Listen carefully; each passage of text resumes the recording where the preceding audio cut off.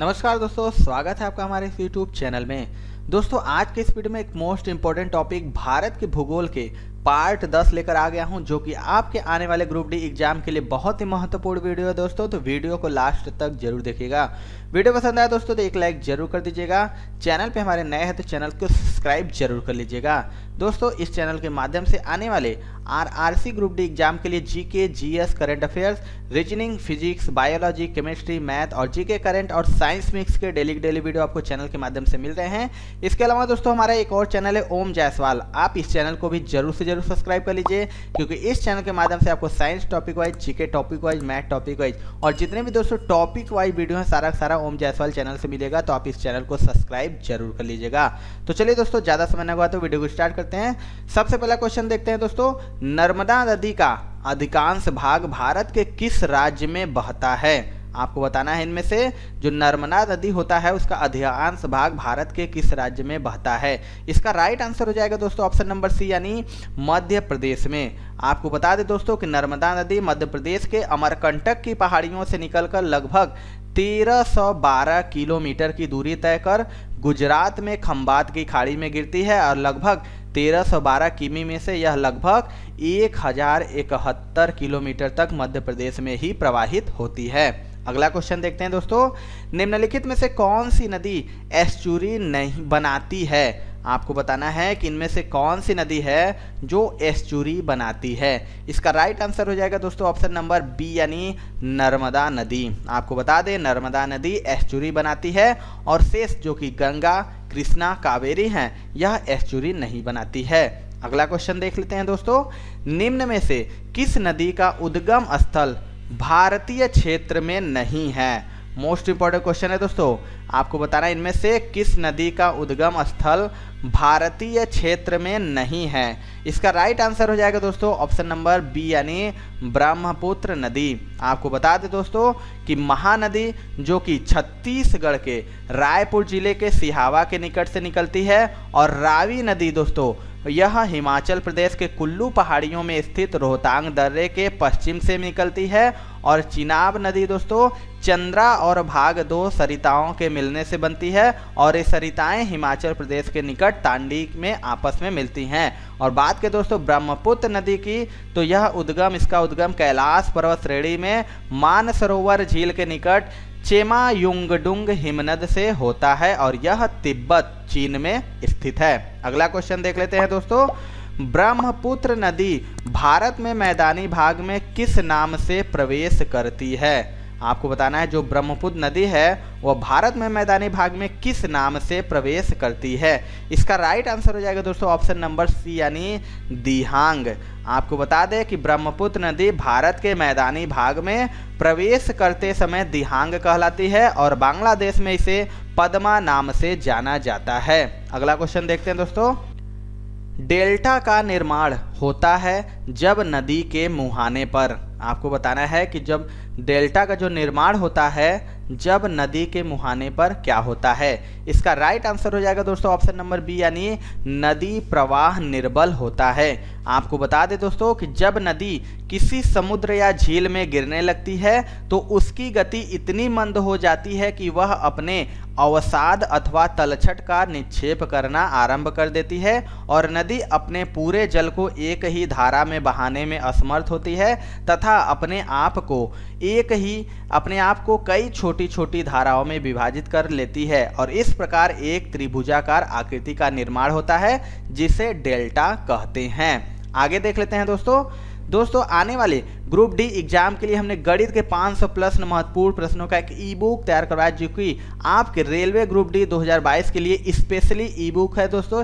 इसमें जितने भी 500 प्लस प्रश्न है दोस्तों सारे के सारे most important and super guest question है आपके आने वाले ग्रुप डी एग्जाम के लिए। तो दोस्तों आप इस ई बुक को जरूर से जरूर ले लीजिए, इसका लिंक आपको डिस्क्रिप्शन बॉक्स में मिल जाएगा। इसके अलावा दोस्तों हमारा एक और ई बुक है 70 प्लस महत्वपूर्ण टॉपिक का, ऑल इन वन टॉपिक है दोस्तों। कोई भी ऐसा टॉपिक नहीं जो आपके एग्जाम के लिए इंपॉर्टेंट ना हो, सारे के सारे टॉपिक मोस्ट इंपॉर्टेंट है आपके आने वाले ग्रुप डी एग्जाम के लिए। तो दोस्तों आप इस ई बुक को भी जरूर से जरूर ले लीजिएगा, इसका लिंक आपको डिस्क्रिप्शन बॉक्स में मिल जाएगा। अगला क्वेश्चन देख लेते हैं दोस्तों, अरब सागर में गिरने वाली नदियां डेल्टा क्यों नहीं बनाती? मोस्ट इंपॉर्टेंट क्वेश्चन है, बताना है जो अरब सागर में गिरती है नदियां वह डेल्टा क्यों नहीं बनाती हैं। इसका राइट आंसर हो जाएगा दोस्तों ऑप्शन नंबर सी, यानी कठोर चट्टानों से गुजरने के कारण अपने साथ एक गाद लेकर नहीं चलती हैं। आपको बता दें कि अरब सागर में गिरने वाली मुख्य नदियां नर्मदा एवं ताप्ती हैं, जो विंध्य पर्वत श्रृंखला की कठोर चट्टानों से गुजरती हैं, जिससे वे अपने साथ गाद लेकर नहीं चलती है, और यही कारण है कि ये नदियां डेल्टा नहीं बनाती है। अगला क्वेश्चन देख लेते हैं दोस्तों, निम्नलिखित नदियों में से कौन सी नदी अपने मुहाने पर कोई डेल्टा नहीं बनाती? मोस्ट इंपॉर्टेंट क्वेश्चन है, मैक्सिमम बार क्वेश्चन रिपीट हुआ है दोस्तों। बताना है कि निम्नलिखित नदियों में से कौन सी नदी अपने मुहाने पर कोई डेल्टा नहीं बनाती है। इसका राइट आंसर हो जाएगा ऑप्शन नंबर डी, यानी ताप्ती नदी। आपको बता दें कि भारत की नर्मदा तथा ताप्ती नदियां डेल्टा के स्थान पर एस्चुरी का निर्माण करती हैं, और ताप्ती नदी सतपुड़ा श्रेणी के दक्षिण में मध्य प्रदेश के बैतूल जिले से निकलती हैं। अगला क्वेश्चन देखते हैं दोस्तों, यदि आप रेलवे एग्जाम्स की प्रिपरेशन कर रहे हैं तो अनअकैडमी दोस्तों लेके आ गया है अभ्यास रेलवे ग्रुप डी का बैच, जो कि 5 जनवरी से स्टार्ट है, जो आपको पूरा सिलेबस दोस्तों आपको कवर कराएगा, जो टॉप एजुकेटर के माध्यम से कवर किए जाएंगे। आपको सारे नोट्स हिंदी और इंग्लिश में दिए जाएंगे, और आपको रेज हैंड जो कि करने का फीचर भी अवेलेबल रहेगा। इसके साथ दोस्तों एनटीपीसी सीबीटी 2 के लिए स्पेशली बैच दोस्तों 5 जनवरी से स्टार्ट हुआ है, लक्ष्य बैच, जिसमें आपका कंप्लीट प्रिपरेशन कराया जा रहा है। तो आप इसके थ्रू कंप्लीट प्रिपरेशन कर सकते हैं आरआरबी सीबीटी 2 के। एंड दोस्तों एक नया फीचर भी ऐड किया गया है, रेज हैंड। क्लास के दौरान आप सिंपली एजुकेटर से डायरेक्ट कांटेक्ट कर सकते हैं, बात कर सकते हैं, इसका भी आप फायदा ले सकते हैं। तो सब्सक्रिप्शन आप अभी ले लीजिए, और दोस्तों इस कोड का इस्तेमाल करेंगे अगर आप OJ10, इससे आपको 10% का डिस्काउंट भी मिल जाएगा। तो जल्दी से सब्सक्रिप्शन ले लीजिए। भारत में डेल्टा बनाने वाली नदियां हैं। अब आपको बताना है कि जो भारत में डेल्टा बनाने वाली नदियां कौन सी है।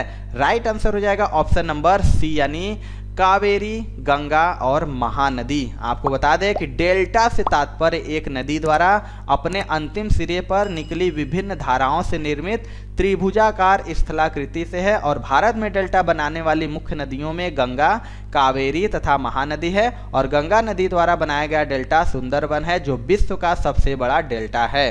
अगला क्वेश्चन देख लेते हैं दोस्तों, कौन सी नदी बंगाल की खाड़ी में मिलती है। आपको बताना है इनमें से कौन सी नदी है जो बंगाल की खाड़ी में मिलती है। इसका राइट आंसर हो जाएगा दोस्तों ऑप्शन नंबर सी, यानी महानदी। आपको बता दें कि महानदी छत्तीसगढ़ के रायपुर जिले में सिहावा के निकट से निकलती है तथा ओडिशा में बहती हुई बंगाल की खाड़ी में गिर जाती है, और इस नदी की कुल लंबाई 857 किलोमीटर है। अगला क्वेश्चन देख लेते हैं दोस्तों, पश्चिमी घाट में पश्चिम की ओर बहने वाली अधिकांश नदियां किस कारण डेल्टा का निर्माण नहीं करती हैं। आपको बताना है कि जो पश्चिमी घाट में पश्चिम की ओर बहने वाली अधिकांश नदियां हैं वह किस कारण से डेल्टा का निर्माण नहीं करती है। राइट आंसर हो जाएगा ऑप्शन नंबर बी, यानी अधिक ढलान के कारण। आपको बता दें दोस्तों कि पश्चिमी घाट, जिन्हें सह्याद्री की पहाड़ियां भी कहते हैं, ताप्ती नदी घाटी से लेकर कुमारी अंतरीप तक फैला है, और पहाड़ियां अरब सागर की ओर खड़े ढाल और पूर्व की ओर धीमे ढाल वाली हैं, और खड़े ढाल के कारण ही पश्चिम की ओर प्रवाहित होने वाली नदियां डेल्टा का निर्माण न करके एस्चुरी बनाती हैं। अगला क्वेश्चन देखते हैं दोस्तों, कौन सी नदी उड़ीसा में डेल्टा बनाती है। आपको बताना है इनमें से कौन सी नदी है जो उड़ीसा में डेल्टा बनाती है। इसका राइट आंसर हो जाएगा दोस्तों ऑप्शन नंबर ए, यानी महानदी। आपको बता दें महानदी जिसका उद्गम छत्तीसगढ़ के रायपुर जिले में सिहावा के निकट से होता है, और दक्षिण पूर्व की ओर प्रवाहित होती हुई उड़ीसा तट पर विस्तृत डेल्टा का निर्माण करती है।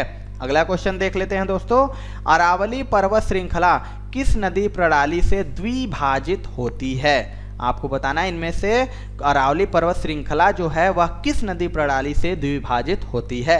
इसका राइट आंसर हो जाएगा दोस्तों ऑप्शन नंबर डी, यानी लूनी और बनास। आपको बता दें अरावली पर्वत श्रृंखला को द्विविभाजित करने वाली नदी लूनी और बनास है। अगला क्वेश्चन देख लेते हैं दोस्तों, सिंधु नदी का उद्गम स्थल क्या है। मोस्ट इंपॉर्टेंट क्वेश्चन है ये। आपको बताना है कि जो सिंधु नदी है उसका उद्गम स्थल क्या है। इसका राइट आंसर हो जाएगा ऑप्शन नंबर सी, यानी मानसरोवर झील। आपको बता दें दोस्तों सिंधु नदी का उद्गम स्थल तिब्बत में 5180 मीटर की ऊंचाई पर मानसरोवर झील के पास है, और यह नदी लगभग 2880 किमी दूरी तय कर अरब सागर में गिरती है और भारत में यह नदी लगभग 709 किलोमीटर प्रवाहित होती है। अगला क्वेश्चन देख लेते हैं दोस्तों, इन सभी में टोची, गिलगित तथा हुंजा किसकी सहायक नदियां हैं? आपको बताना है कि इन तीनों में टोची, गिलगित तथा हुंजा किसकी सहायक नदियां हैं। इसका राइट आंसर हो जाएगा दोस्तों ऑप्शन नंबर बी यानी सिंधु नदी। आपको बता दें दोस्तों कि टोची नदी उत्तरी वजीरिस्तान यानी पाकिस्तान से निकलकर पूर्वी दिशा की ओर बहती हुई कुर्रम एवं सिंधु नदी में मिलती है और गिलगित नदी संदूर झील से निकलती है और गिलगित कस्बे से बहते हुए सिंधु नदी में समा जाती है। इसी प्रकार हुज नदी भी सिंधु में मिलती है। अगला क्वेश्चन देख लेते हैं दोस्तों, ताप्ती नदी का उद्गम स्थान कहाँ है? आपको बताना है इनमें से जो ताप्ती नदी है उसका उद्गम स्थान कहाँ पर है। इसका राइट आंसर हो जाएगा दोस्तों ऑप्शन नंबर ए यानी मुल्ताई नगर। आपको बता दें ताप्ती नदी का उद्गम बैतूल जनपद में मुल्ताई नगर के पास सतपुड़ा श्रेणी से होता है और यह 724 किलोमीटर लंबी नदी है। अगला क्वेश्चन देख लेते हैं दोस्तों, साबरमती नदी किस शहर के किनारे बहती है? मोस्ट इंपॉर्टेंट क्वेश्चन है ये। आपको बताना है कि जो साबरमती नदी है वह किस शहर के किनारे बहती है।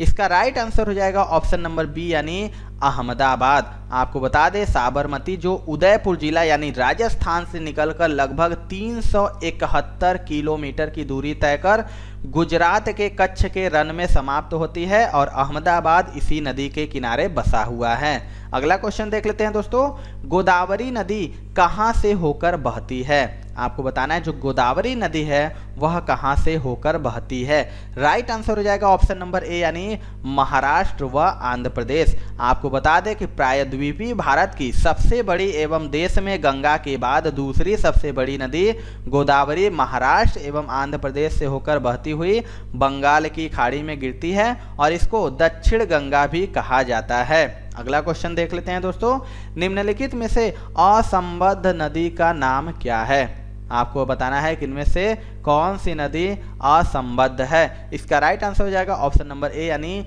गोदावरी। आपको बता दें दोस्तों कि गोदावरी नदी अलग है क्योंकि पहला अंतर तो यह है कि गोदावरी को छोड़ शेष सभी नदियां हिमालय से निकलती हैं और दूसरा अंतर यह है कि गोदावरी बंगाल की खाड़ी में गिरती है जबकि शेष सभी अरब सागर में गिरती है। अगला क्वेश्चन देख लेते हैं दोस्तों, इंद्रावती, प्राणहिता और साबरी किसकी सहायक नदियां हैं? आपको बताना है कि ये जो तीनों नदियां हैं वह किसकी सहायक नदियां हैं। मोस्ट इंपॉर्टेंट है दोस्तों ये क्वेश्चन। इसका राइट आंसर हो जाएगा ऑप्शन नंबर डी यानी गोदावरी।